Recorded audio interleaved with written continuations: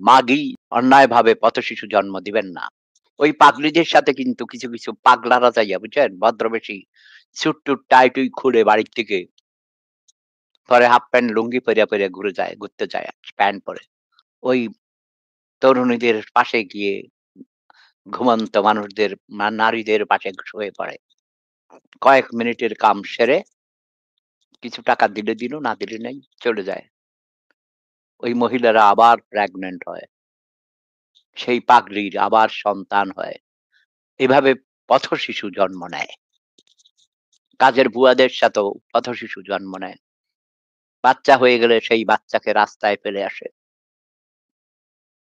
ভাই, এই রাস্তা বন্ধ করতে হবে।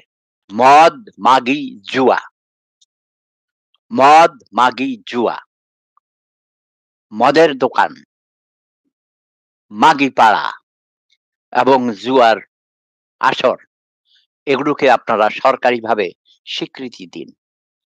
ট্যাক্স পাবেন, সরকার ট্যাক্স পাবেন।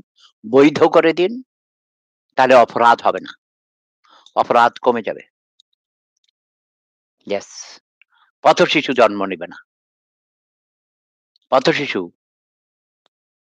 শহরের জন্যে, আপনার রাষ্ট্রের জন্যে, সমাজের জন্যে অনেক বড় বোঝা, কলঙ্ক।